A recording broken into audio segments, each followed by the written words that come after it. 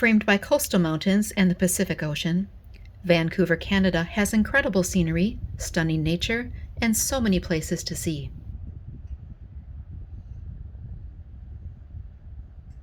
Me and my daughter explored it one long weekend, and here is what we enjoyed. Our first stop was the Capilano Suspension Bridge Park. Suspended 230 feet above the canyon below is the iconic Capilano Suspension Bridge.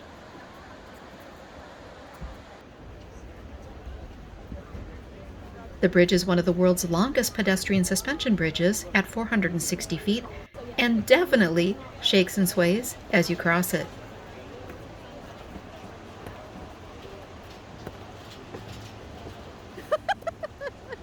Originally constructed in 1889 with hemp ropes and cedar planks, it is the oldest tourist attraction in Vancouver. Isn't this cool? Oh wow, this is so cool.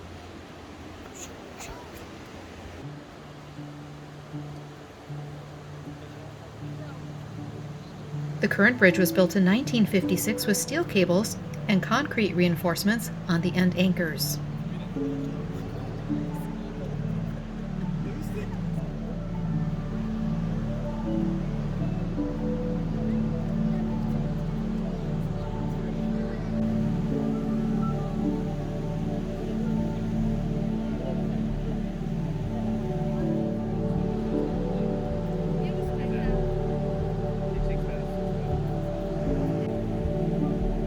It was extremely busy the day we visited.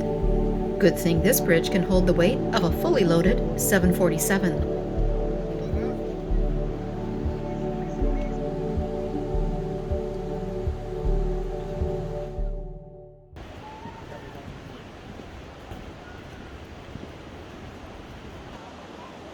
The cliff walk is held up by steel cables attached to the rocky cliffside.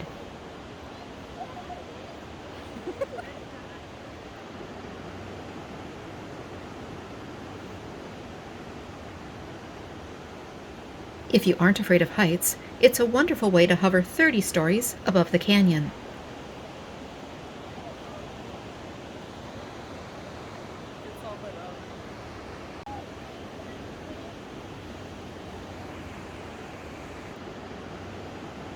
The cliff walk is supported with only 16 anchor points, but yet it's strong enough to support the weight of 35 adult orca whales.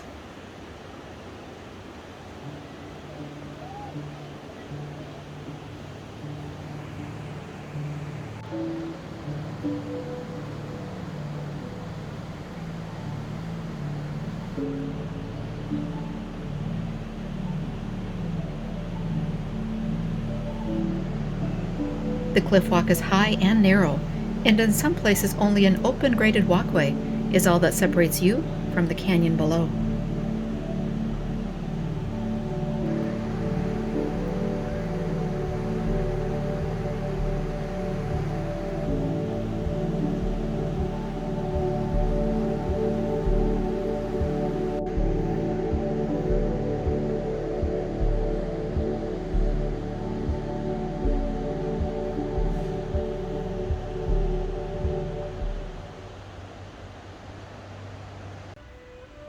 The top of the cliff walk has beautiful gardens, all decked out in holiday lights.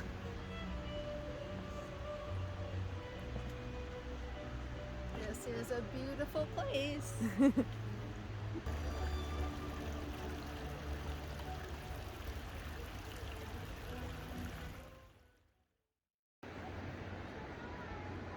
Once you cross over the bridge, you can walk 110 feet above the forest floor on 7 suspension bridges and platforms. This is the Treetops Adventure, where you can walk amongst 250-year-old Douglas firs.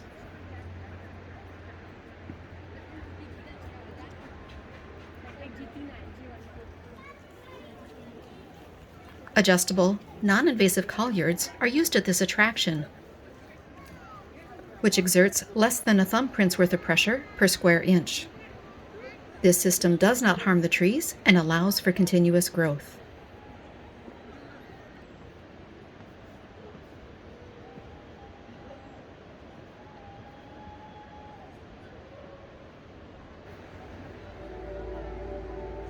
If you visit from about mid-November to mid-January, the park will be lit up with lights.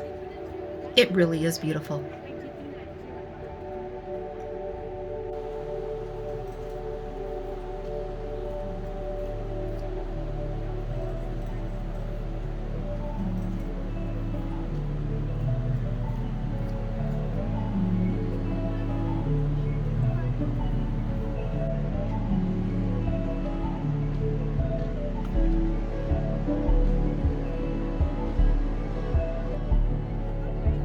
As of December 2023, tickets for the park are $66.95 Canadian, or approximately $54 US.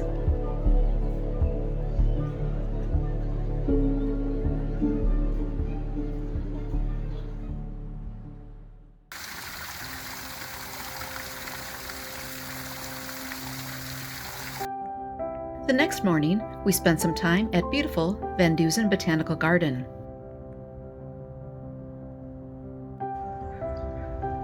The garden has over 7,500 different plant species on 55 acres.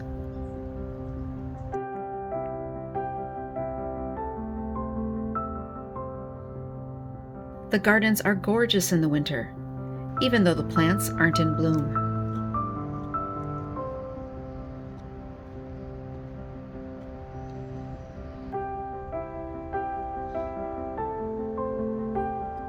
From the giant sequoias to the moss-encrusted trees, it really is a feast for your eyes.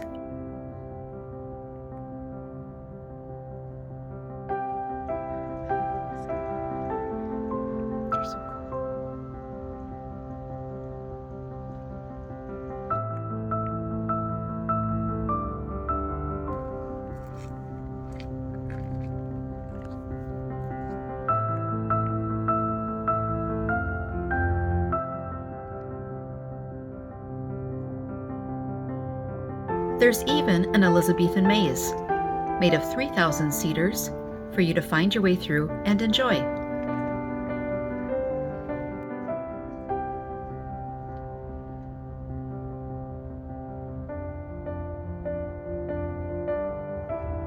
There you are.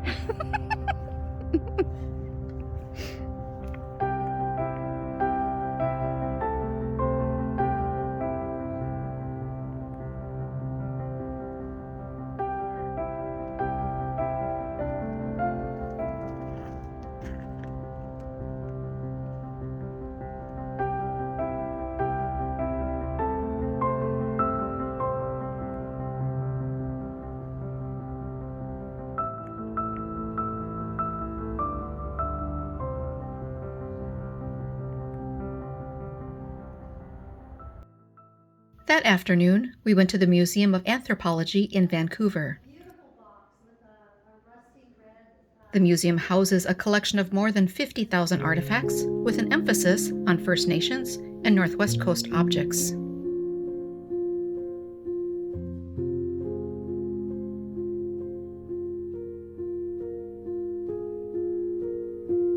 The Museum of Anthropology works to bring Indigenous art into the mainstream in a respectful way.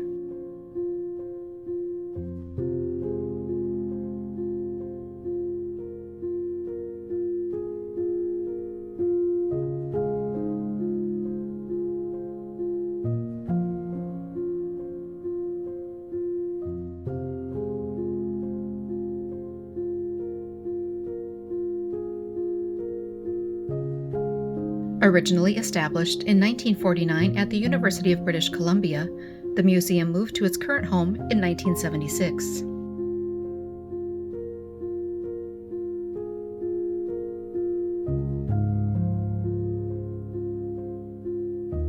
In addition to the sizable Northwest Coast collection, they also have works from Asia, Oceania, the Arctic, Latin America, and Europe.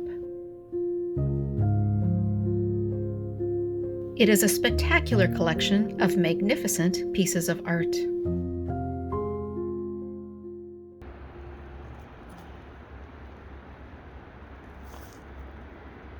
On our last day in Vancouver, we decided to take a little road trip. The Sea to Sky Highway skirts along Howe Sound as you travel north out of Vancouver. The views are stunning along the ocean fjord, even in foggy, rainy weather. The highway runs from Vancouver to Whistler. Due to winter weather conditions the day that we visited, we drove the first half of it to Squamish. After some lunch in Squamish, we decided to check out Shannon Falls.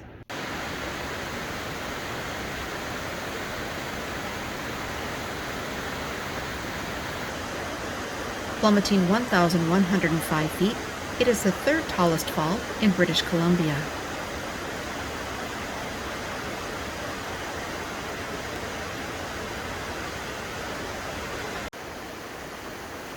It is a short 5-minute hike to the falls, and be sure to check out both the upper and lower viewing platforms.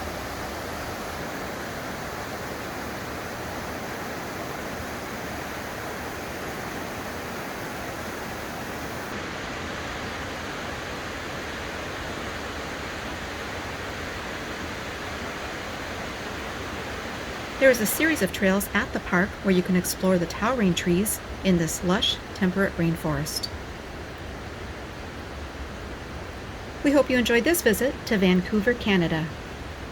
Please be sure to check out our other videos, and thanks so much for watching.